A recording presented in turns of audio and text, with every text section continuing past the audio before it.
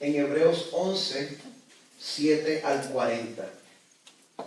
El sermón de hoy está titulado Gente ordinaria, Dios extraordinario. La semana pasada comenzamos el capítulo 11, cubrimos los primeros 6 versos y vimos que la manera en la cual la Biblia define la fe es diferente a cómo el mundo define la fe. La fe no es una esperanza vacía, la fe no es desear que algo que no sea de verdad de momento se convierta en verdad. Por más fe que yo diga tener, si yo me trepo a un edificio en downtown y yo me lanzo desde el penthouse, me va a tomar segundos darme cuenta que los humanos no vuelan. Eso no es fe.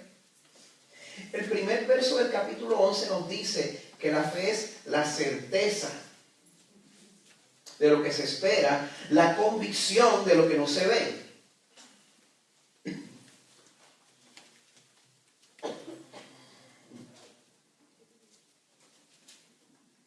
La certeza, la convicción son cosas que vienen cuando uno sabe, cuando uno está convencido de que algo es verdad.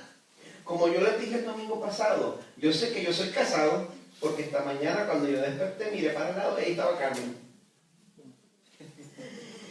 Y como hace casi 25 años Carmen y yo hicimos una promesa delante del Señor, la realidad de mi matrimonio permanece aunque nosotros estemos separados.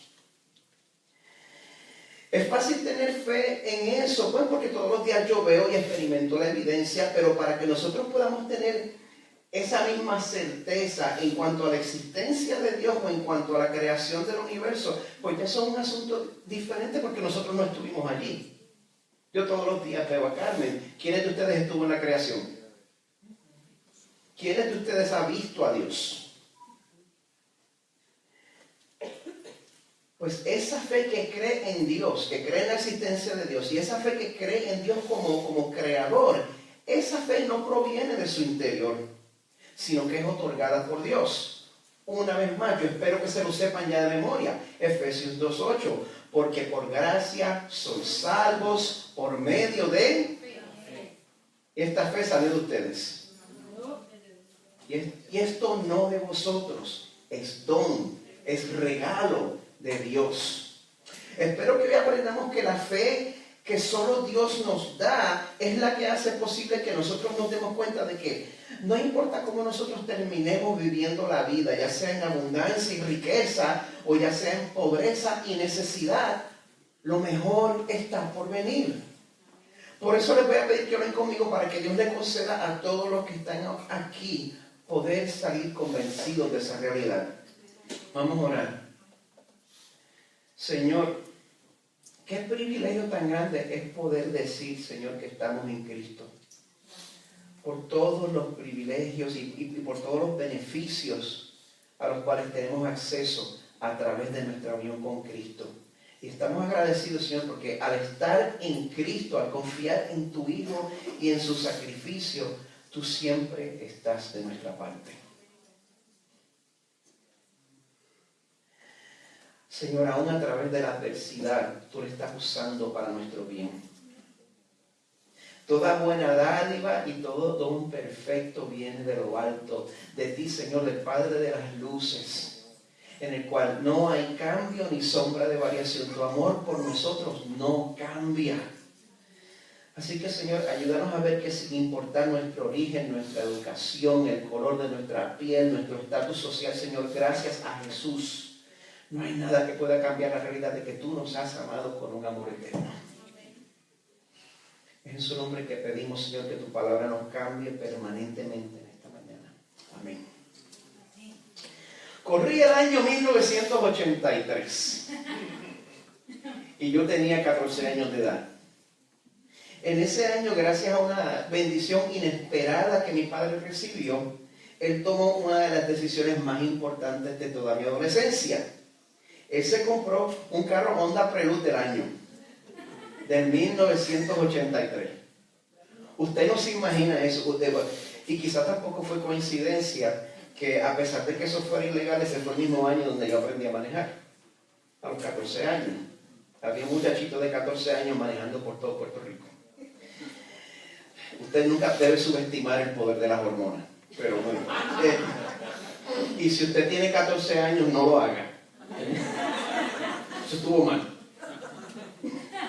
No siga mi gente.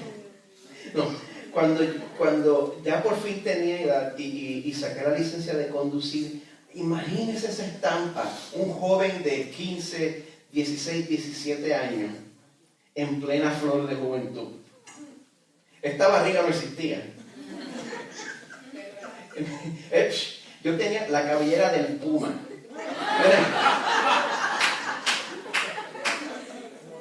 Y yo me pasaba tanto por el vecindario, en el carro de mi papá, que no era ni mío, que entre las chicas de mi vecindario, pues ya yo había desarrollado una reputación. Y me conocían como el chico del carro rojo. No conocían el nombre, yo era el chico del carro rojo. Pues, ¿qué sucede? Todo estuvo bonito, todo estuvo hermoso, hasta que se me acabó la suerte en el 1987. En el 1987 el figureo me salió caro. Yo estaba visitando una amiga al frente de su casa, así en el carro, yo, mamita, ¿cómo está? Al lado del carro, cuando de momento llegan dos individuos y me roban el carro de mi padre a punta de pistola. Bájate del carro. ¿Quién se acaba de alegrar por eso?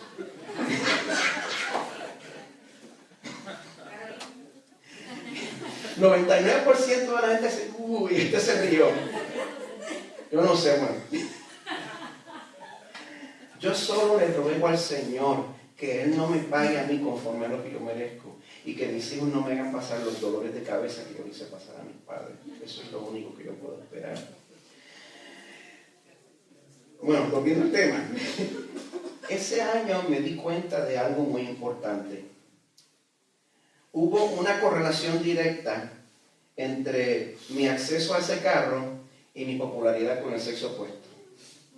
Y cuando el carro se fue, mi popularidad se fue.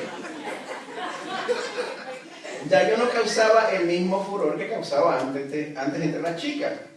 Ahora, yo quiero que ustedes contrasten eso con mi esposa Carmen. Durante nuestro tiempo juntos, nosotros hemos pasado muchos triunfos y hemos pasado muchos fracasos. Hemos ganado muchas cosas, hemos perdido muchas cosas. Y 30 años después de conocernos, con prelud y sin prelud, Carmen todavía está a mi lado. Y de la misma manera que esas jóvenes de entonces estaban atraídas a mí, no por mi belleza, sino por el carro que yo tenía, de esa misma manera muchos de nosotros nos acercamos al Señor porque nosotros queremos que Él nos conceda algo. Vamos un poquito. Oigan eso, muchas veces nosotros nos acercamos a Dios porque queremos que Él nos conceda algo. No sé, que podamos tener acceso a estudios, que podamos conseguir ese trabajo, que podamos conseguir pareja, que podamos conseguir casa, que podamos conseguir dinero, que podamos tener hijos. Pero si en verdad nosotros somos hijos de Dios, si nosotros le pertenecemos a Él verdaderamente, en algún punto Él nos va a enseñar una lección muy importante. Él nos va a enseñar que no hay nada en esta tierra que se compare a Él. Que nuestro mayor tesoro es Él y no los estudios. Que Él y no el trabajo es nuestro mayor tesoro. Que Él y no nuestra carrera es nuestro mayor tesoro. Que Él y no la pareja es mi mayor tesoro. Que Él y la casa que yo tenga no es mi mayor tesoro. Que Él y no los hijos es mi mayor tesoro. Que Él y no el dinero y no el estatus social es mi mayor tesoro. Hebreos 11 nos va a enseñar esta mañana que la fe verdadera busca la recompensa verdadera. Amén. Porque un dilema que tiene la iglesia occidental en el siglo XXI es que tenemos que decidirnos de una vez por todas cómo es que vamos a definir el éxito. De la misma manera que lo han hecho muchos, nosotros podemos apreciar parte de este pasaje a simple vista y podemos decidir que nos queremos identificar con lo que creemos ser el triunfo de la fe. Quédese conmigo, porque de la manera que le voy a presentar este pasaje, como ven aquí, voy a ir del verso 7 al 12, y entonces ahí voy a brincar del verso 17 al 35. Los que estuvieron aquí la semana pasada saben que el capítulo 11 comienza describiendo lo que es la fe, y después nos deja saber que para nosotros poder agradar a Dios, esa fe es imprescindible.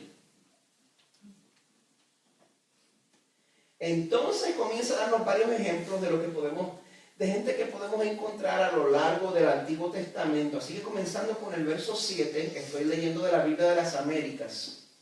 Hebreos 11 nos dice: por la fe Noé, siendo advertido por Dios acerca de cosas que aún no se verían, con temor preparó un arca para la salvación de su casa, por la cual condenó al mundo y llegó a ser heredero de la justicia que es según la fe.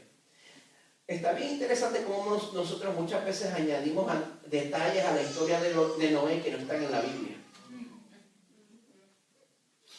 Muchas veces decimos que él estaba rogándole a la gente que entraran al arca. Estoy seguro que eso tiene que haber pasado en algún momento, no me sorprendería. Pero si algo que la Biblia dice sin lugar a equivocarse es que a través de su fe y de su obediencia al Señor, Él condenó al mundo. Eso sí lo dice la Biblia. Y cuando dice que Dios había advertido a Noé acerca de cosas que aún no se veían, Él no está exagerando. Si usted lee a Génesis, usted va a saber que la lluvia y cuanto más un diluvio, eso no era parte de la realidad para ese tiempo. La Biblia dice que la vegetación era rociada por un vapor que salía del suelo. Sin embargo, cuando Noé le cree a Dios y él construye un arca a millas de distancia de cualquier cuerpo de agua, dice ahí que condenó al mundo. De la misma manera que un creyente condena al mundo cuando, en vez de entregar su vida a lo que el mundo busca, le da a Dios el primer lugar. Y cuando usted toma esa decisión, la gente alrededor suyo que no le interesa buscar al Señor se incomoda. ¿Verdad? Cuando la gente tiene que confrontar la vanidad de sus decisiones y de sus vidas, ellos sienten el peso de esa condenación. Y es por eso que la persona que desea someter su vida a Dios, los enemigos le caen de gratis. No hay que buscarlos. El verso 8 continúa: por la fe Abraham, al ser llamado, obedeció, saliendo para un lugar que había de recibir como herencia, y salió sin saber a dónde iba. Nosotros no nos damos cuenta de la importancia de esa decisión ahora, porque yo puedo salir y en el carro pues yo pongo la dirección en el GPS y el GPS me lleva a donde es. No es ni como era antes, que uno tenía que sacar el mapa y buscar y planificar y tener la persona al lado diciéndote dónde es que tenías que tomar la vuelta. Pero para esta gente, ese llamado no fue un llamado cualquiera en Génesis 12. Para entonces la seguridad se encontraba cuando uno se quedaba dentro de su plan.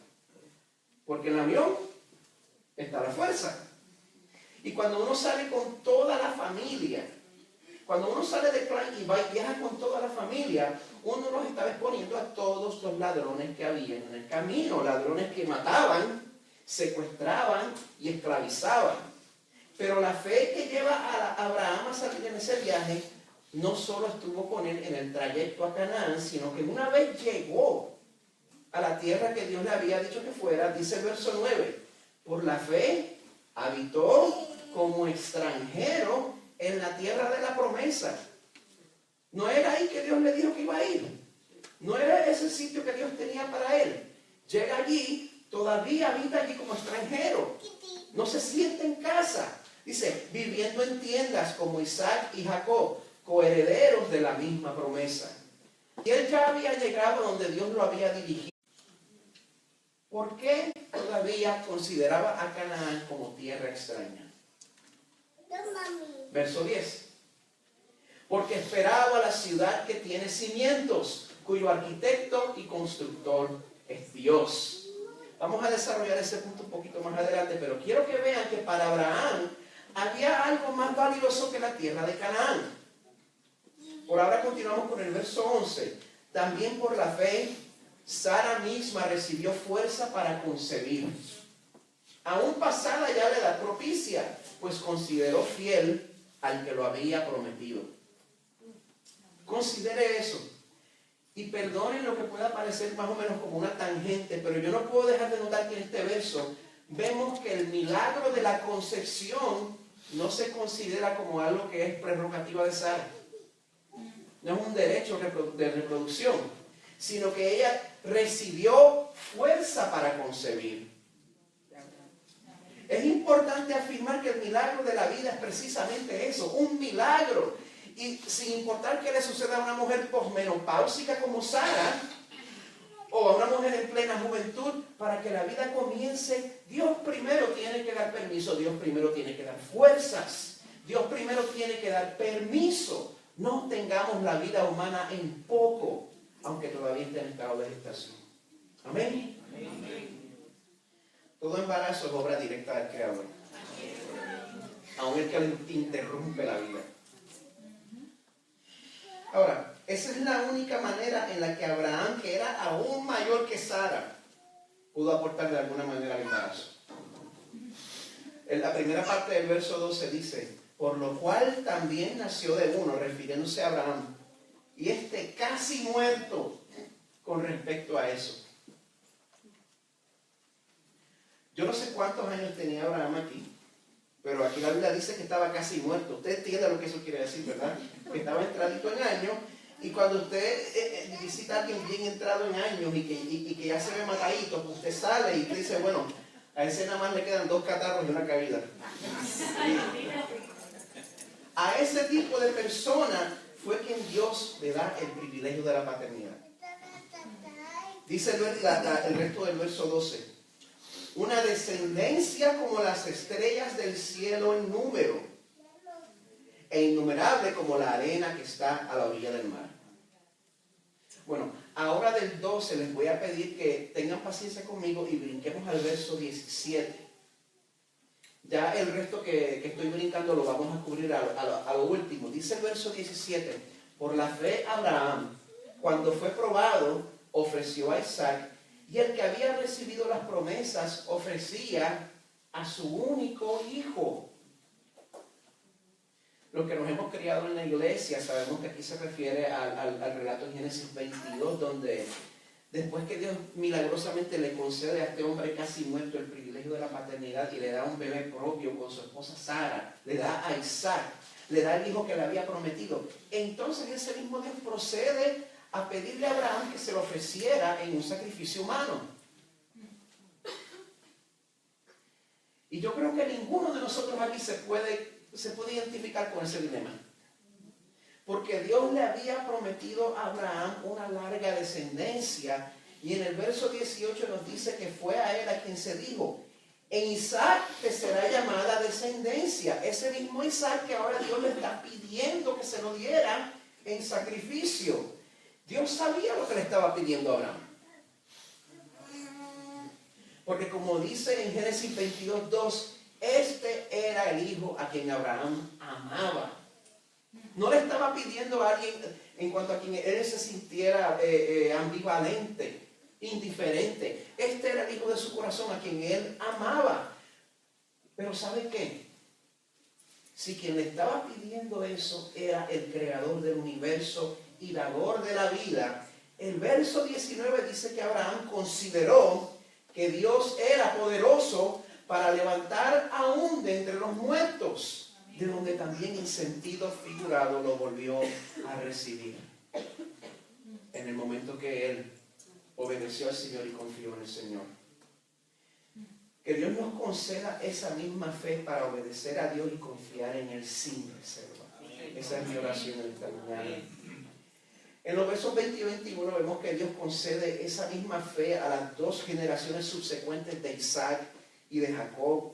Una fe que quizás no fue tan espectacular como la de Abraham, porque no hubo un suceso tan espectacular como el de Isaac. Pero esa fe halló su expresión a través del simple gesto de dar bendición a los hijos y nietos. Así que si usted está entre las personas mayores de su familia, no deje de orar por ellos. No deje de orar por su familia. El verso 22 continúa, dice, por la fe José, al morir, mencionó el éxodo de los hijos de Israel y dio instrucciones acerca de sus huesos. Y eso es definitivamente fe, porque cuando José está cerca de su muerte, esto ocurre siglos antes del éxodo. José muere, llega el faraón nuevo, que no se acuerda de la historia de José ni lo que él contribuyó a Egipto, y esclaviza al pueblo de Israel, a los hebreos, por 200 años. Es después de eso. José sabe que el pueblo iba a salir de Egipto. Y él dice, bueno, ustedes van a ir a una tierra prometida y yo quiero que no me dejen enterrado aquí en Egipto. Pues ahora el verso 23 pasa a la figura central del libro de Éxodo. Dice, por la fe, Moisés, cuando nació, fue escondido por sus padres durante 3 meses, porque vieron que era un niño hermoso y no temieron el edicto del rey. Ahora yo entiendo por qué mis padres siempre me tenían escondido. No, son bromas. Nunca me escondieron. Volviendo aquí, Señor, ten misericordia de mí. Bueno, se necesita fe para retar el edicto del rey en una nación donde uno no tiene derechos. Nosotros quizás aquí en los Estados Unidos sabemos lo que es la vida de ser minoría. Y aunque sea puertorriqueño y usted no sea un inmigrante legalmente, lo somos culturalmente. Pero ninguno de nosotros sabemos lo que es ser esclavo en una tierra donde uno no tiene derechos. Y se necesita fe para uno retar el edicto del rey. Y también se necesita fe para poder escoger una vida de obediencia y de sufrimiento, cuando la otra opción es una vida de abundancia y placer. Sigue el verso 24. Por la fe Moisés, cuando era ya grande, rehusó ser llamado hijo de la hija de Faraón, escogiendo antes ser maltratado con el pueblo de Dios que gozar de los placeres temporales del pecado. Sí, el pecado es placentero, la Biblia no lo niega, pero también se desvanece así. Y cuando te das cuenta de que nunca valió la pena, ya es demasiado tarde. Pero como dice el verso 26, Moisés consideró como mayores riquezas el oprobio de Cristo. Presten atención aquí. Moisés consideró como mayores riquezas el oprobio de Cristo que los tesoros de Egipto, porque tenía la mirada puesta en la recompensa. Yo no sé si usted se ha dado cuenta que dice aquí que Moisés consideró como mayor riqueza el oprobio de alguien que no iba a nacer en miles de años. ¿Usted se da cuenta de eso? Es interesante. El autor nos dice aquí que a pesar de que Moisés vivió miles de años antes del nacimiento de Jesucristo, él sabía que Dios iba a ser fiel a su promesa de enviar un Salvador. Y él sabía que ese Salvador iba a pasar por sufrimiento y que el pueblo de Dios se identificaría con ese Salvador también a través del sufrimiento. El verso 27 continúa. Por la fe salió de Egipto sin temer la ira del rey, porque se mantuvo firme, como viendo al invisible. Por la fe celebró la Pascua y el rociamiento de la sangre para que el exterminador de los primogénitos no los tocara. Ciertamente para uno sacrificar un cordero. ¿Quiénes han matado a un animal aquí? Eso, no todo el mundo tiene esa experiencia, pero no es fácil. Ciertamente para matar un cordero y para rociar la sangre de ese cordero en el dintel de la puerta, hay que estar convencido de que Dios iba a hacer lo que dijo que iba a hacer. Verso 29. Por la fe pasaron el mar rojo como por tierra seca, y cuando los egipcios lo intentaron hacer, se ahogaron. Y ahora pasa al sucesor de Moisés, a Josué, el verso 30. Por la fe cayeron los muros de Jericó después de ser rodeados por 7 días. Y si usted lee ese relato, va a ver que cuando Dios manda a los hebreos a conquistar a Jericó, en vez de mandar guerreros, manda músicos. Yo soy músico, yo no creo que eso es buena idea. Yo me conozco. Pero ¿sabe qué? Dios insiste en que la gloria se la lleve Él y solo Él. Ahora, el verso 31 es especial. Dice, por la fe, la ramera Rahab no pereció con los desobedientes por haber recibido a los espías en paz. La llama por nombre y apellido. Era una prostituta. Sin embargo, una persona que hasta entonces había vivido en pecado, llegan esos espías hebreos a Jericó. Y en ese momento Dios le da la fe para recibirlos. Y esa fe la salvó. Y como si no fuera suficiente, Dios le concede que de su descendencia, miles de años después, viniera Jesucristo. Dios es un Dios que ama y restaura a la mujer.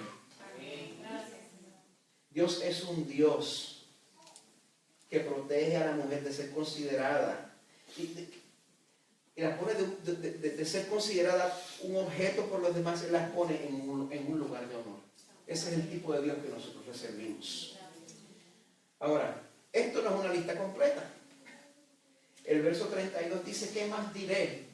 El tiempo me faltaría para contar de Gedeón, Barak, Sansón, Jefté, David, Samuel y los profetas, quienes por la fe conquistaron reinos, hicieron justicia, obtuvieron promesas, cerraron bocas de leones, apagaron la violencia del fuego, escaparon del filo de la espada, siendo débiles, fueron hechos fuertes, se hicieron poderosos en la guerra, pusieron en fuga a ejércitos extranjeros. Presten atención aquí.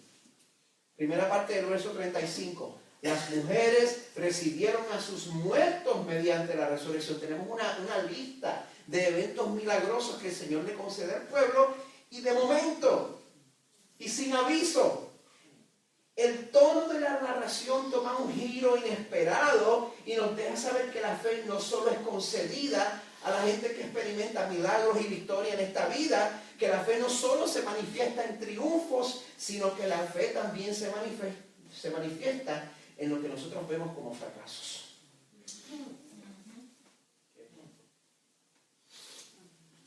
Aquí vamos a estar cubriendo del resto del verso 35 al 40.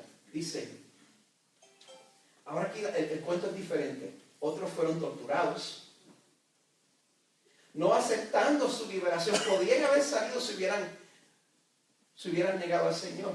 No aceptaron su liberación a fin de obtener una mejor resurrección. Otros experimentaron vituperios y azotes y hasta cadenas y prisiones. Fueron apedreados, aserrados, tentados, muertos a espada, anduvieron de aquí para allá cubiertos con pieles de ovejas y de cabras, destituidos, afligidos, maltratados. Hemos visto muchas veces que en muchas partes del mundo el identificarse con Jesucristo y con su causa que ciertamente va a representar peligro de muerte. Pero en nuestro mundo de Occidente, en esta tierra de libertad, la persecución que nosotros vamos a recibir, que es muy real, la mayoría del tiempo, es que identificarnos con Jesús va a acarrear consecuencias sociales y también económicas. Muchas veces ser seguidor de Jesús va a significar hasta la pérdida de ingresos y también de amistades y también de lazos familiares. Sin embargo, los que han conocido el amor de Dios, las personas que a pesar del dolor en sus corazones, cantan como Lutero, nos pueden despojar de bienes, nombre, hogar, el cuerpo destruir, mas siempre ha de existir de Dios el reino eterno. Los que aceptan el sufrimiento para el avance del reino de Dios, Dios no los llama fracasados, sino que en el verso 38 Dios dice que estas personas eran personas de los cuales el mundo no era digno, errantes por desiertos y montañas, por cuevas y cavernas de la tierra. La iglesia occidental del siglo XXI puede decir todo lo que quiera bueno, nosotros sabemos que tenemos el favor de Dios porque nos está yendo bien, porque estamos triunfando, pero la misma palabra de Dios nos dice, todos estos, habiendo obtenido aprobación por su fe, no recibieron la promesa. Verso 39, no recibieron la promesa. Eso es interesante porque todos estos santos ahora mismo están en la presencia del Señor. Están en un lugar mucho mejor que cualquiera de nosotros aquí. Sin embargo, donde ellos están ahora mismo, ahí no es donde se encuentra el cumplimiento de la promesa. Verso 40. Porque Dios había provisto algo mejor para nosotros, a fin de que ellos no fueran hechos perfectos sin nosotros. La promesa final de Dios, tanto para nosotros como para los santos que están en su presencia, que están mucho mejor que nosotros, porque estar ausente del cuerpo es estar presente con el Señor. Esa promesa final no se ha cumplido todavía, porque el cumplimiento de esa promesa va a ser manifestado en cuerpos resucitados. Va a ser manifestada en un cielo nuevo y en una tierra nueva, donde vamos a estar allí físicamente. Esa es la esperanza que Dios ha plantado en nuestros corazones. Así que lo que hace que la fe sea genuina no es que triunfe en esta vida o que aparentemente fracase en esta vida. Lo que hace que la fe sea verdadera, lo que hace que la fe sea genuina, lo que hace que la fe sea una fe que salva, es el objeto de esa fe. ¿Me están siguiendo? Lo único que hace la diferencia en nuestra fe es el objeto de nuestra fe. Ahora sí podemos volver al verso 13.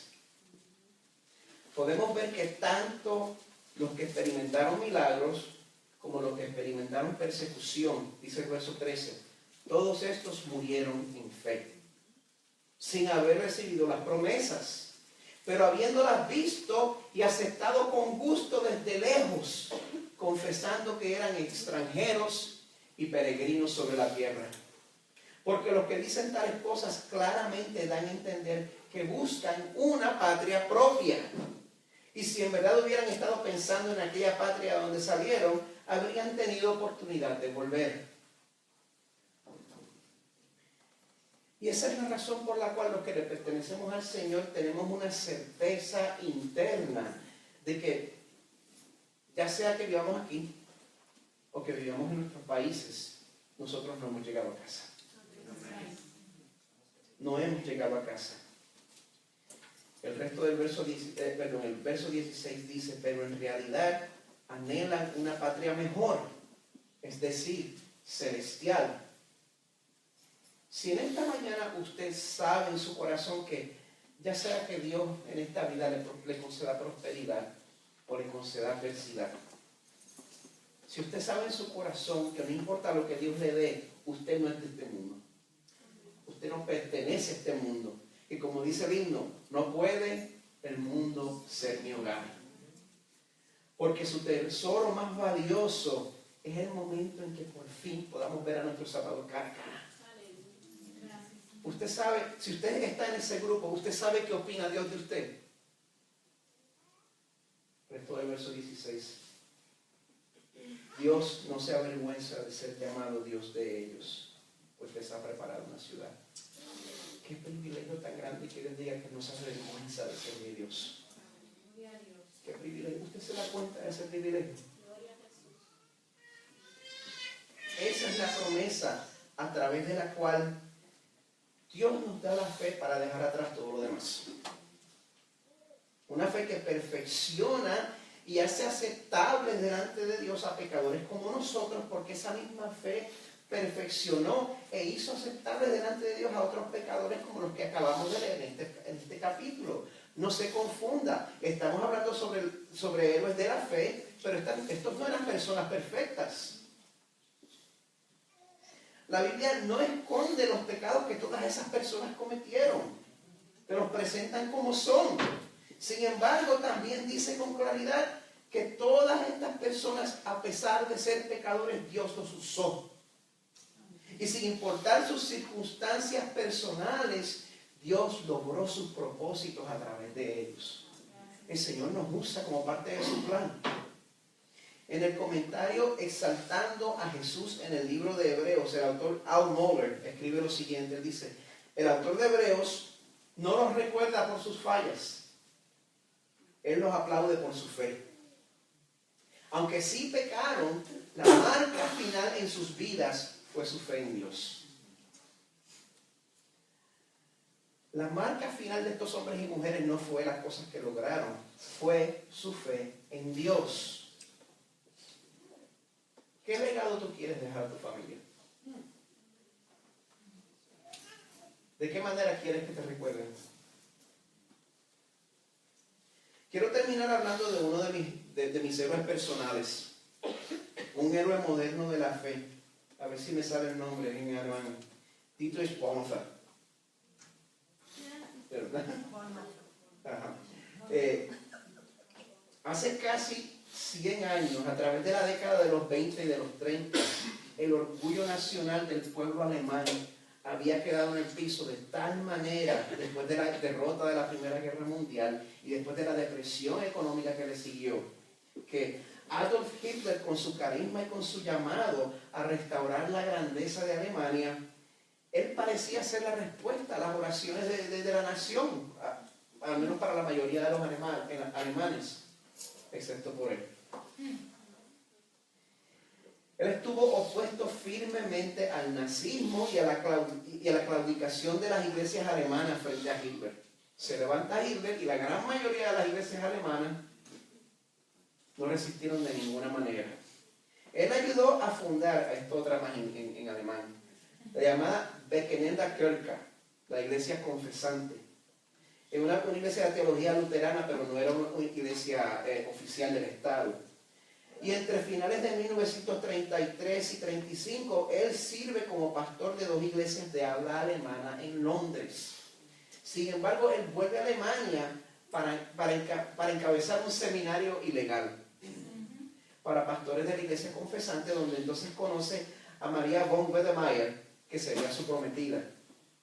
Él regresa a los Estados Unidos brevemente, pero él prefiere retornar a Alemania en uno de los últimos barcos que hicieron la travesía antes del comienzo de la Segunda Guerra Mundial. Él llega a Alemania, la Gestapo clausura su seminario en el 1937, le prohíbe predicar, le prohíbe enseñar y finalmente le prohíbe hablar en público. El seminario funciona de manera clandestina en un estadio, pero fue nuevamente cerrado al estallar la guerra. Durante este periodo, Bonhoeffer trabajó mano a mano con numerosos opositores a Hitler. Durante la Segunda Guerra Mundial, él estaba entre aquellos que apelaban a la iglesia que resistieran abiertamente el tratamiento que Hitler daba a los judíos. Y aunque la iglesia confesante no era grande, él representaba un foco considerable de la oposición cristiana al régimen nazi en Alemania. Después de unirse a un grupo clandestino de resistencia, justo después de comprometerse en matrimonio, lo arrestan en abril de 1943. Fue acusado de conspiración y fue encerrado en la cárcel de Tegel en Berlín durante 1 año y medio. Él tuvo muchas oportunidades para escapar de Alemania, pero él decidió quedarse y seguir su lucha. Él fue pastor, él fue teólogo, él fue poeta. Él todavía sigue siendo una voz profética en la iglesia. Uno de los libros que él escribió durante su encarcelamiento se titula El costo del discipulado. Y si hay alguien que podía hablar de eso con autoridad, era él. Sobre la adversidad, pues él declaraba a Dios: tú me has concedido varias bendiciones, permíteme aceptar también lo difícil de parte de tus manos. También decía sobre el valor de las cosas. El cristianismo predica el valor infinito de lo que parece no valer nada y la inutilidad infinita de lo que parece valer tanto. ¿Usted cree que el reino de los cielos era real para él? En el amanecer del 9 de abril de 1945, a los 39 años de edad, solo días antes de que el ejército de los Estados Unidos llegara a liberar la prisión donde estaba, él acababa de dirigir un servicio religioso a petición de los demás presos. Ese día fue ejecutado en la horca. Él tuvo que desnudarse para subir al cadalso y sus últimas palabras fueron: este es el fin, para mí, el principio de la vida.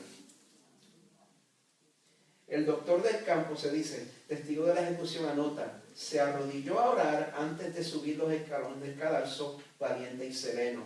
En los 50 años que he trabajado como doctor, nunca vi morir un hombre tan entregado a la voluntad de Dios. Su cadáver fue incinerado. Solo la fe que Dios da es la que nos da la firmeza para amarle solo a Él a través de la prueba de la persecución y a través de la prueba de la prosperidad. Ambas son pruebas, ustedes lo sabían.